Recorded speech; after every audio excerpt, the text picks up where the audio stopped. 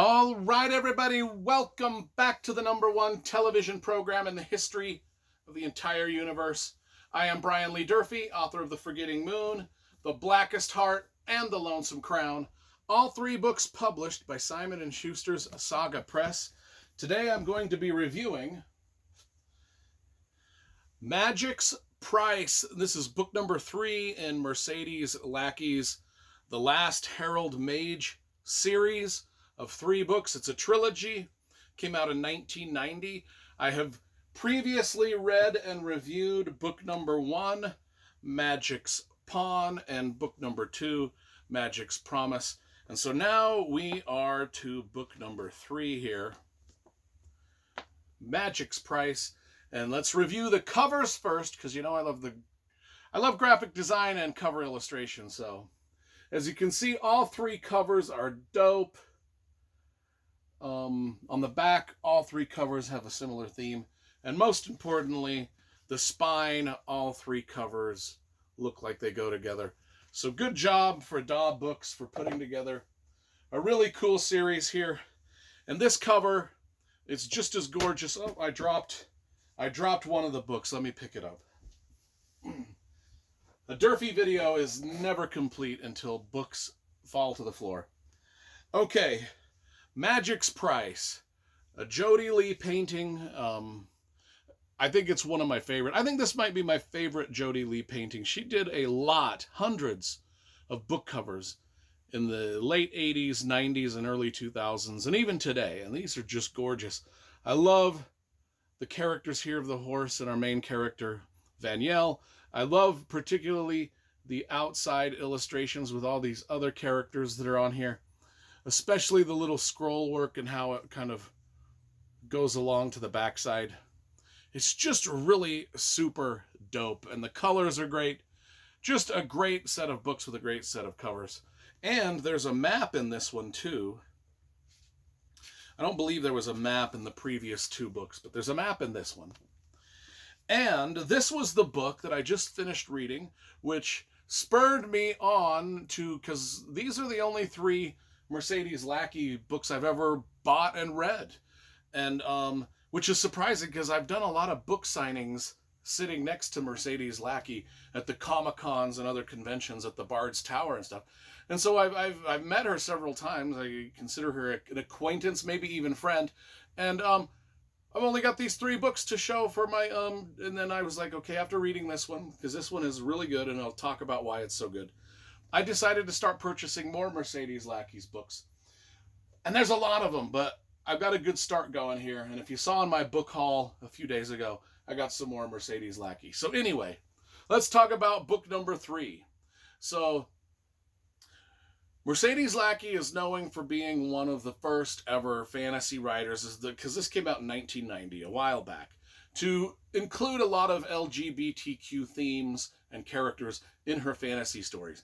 And this has meant a lot to a lot of fantasy fans, especially some of the older fantasy fans that were reading her back in the 90s, when this was one of the only voices that was speaking through fantasy books to that community. So kudos to her for that. And this book is Magic's Price. It's the title says kind of what you're going to get. Vaniel, our main character, through 2 books has went through a lot of trouble because of the magic that he wields in this sort of paganistic, medieval, sword and sorcery like landscape that he's navigating through.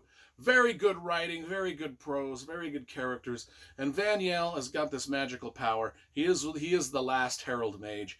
And you learn about what the Herald Mages do in the first 2 books. I won't belabor you with that. I'm just saying, our main character, Magic's Price, I'm just going to say, there's a very poignant, a very heartfelt ending to this trilogy that I really quite appreciated. And that was really what spurred me on to go ahead and start collecting all the rest of the Mercedes Lackey's novels, which I have been remiss to do all these years of my life, since 1990, when I first read this trilogy. I mean, how could I have let all of these great books escape my notice? Well, they haven't escaped my notice. I just didn't get around to buying them until now. And I'm glad that I'm starting to collect these because I. So anyway, this book introduces one of my new favorite characters in fantasy, Stefan. He's a new character. He's a young bard, maybe a new relationship for our main hero, Vaniel. And this book picks up right after Magic's Promise ends. And it's just a great fantasy adventure with a dynamite ending that hit me in all the feels. And I'll just read the little brief back description here because I don't want to say too much to spoil anything that happened in the previous two books or what happens in this. And there's a pretty good description on the back. So, Valdemar, which is the landscape we are traveling in. This is the land of Valdemar, okay? Valdemar, the once peaceful kingdom protected by the magic of its Herald Mages, is now besieged on all fronts. The king lies near death.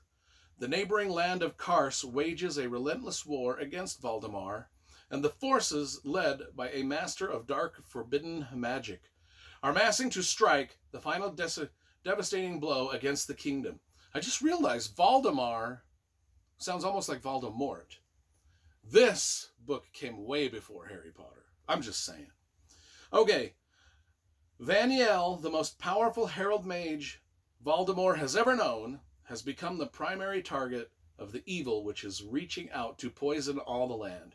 With all his fellow mages slain, Vaniel alone remains to defend the people against the Dark Master's army. Yet a dream vision has revealed to Vaniel that the fate which awaits should he and his companion Yathandes, now Yathandes is his horse, which you can see there on the cover. His talking horse. Well, the horse doesn't talk. They talk through their minds. Okay. So, yet a dream vision has revealed to Vaniel the fate which awaits should he and his companion Yathandes take up the Dark Master's challenge. And if either Vaniel or Yathandes falters, the dream will become a horrifying reality in which both Valdemar and its last Herald Mage must pay the ultimate price. It's a 10 out of 10 book. Overall, the series is 10 out of 10. It's just an absolutely gorgeously produced fantasy series from an aesthetic position, and it's a beautifully written and lyrical fantasy series with some great characters from a literary perspective. And I just like everything about this.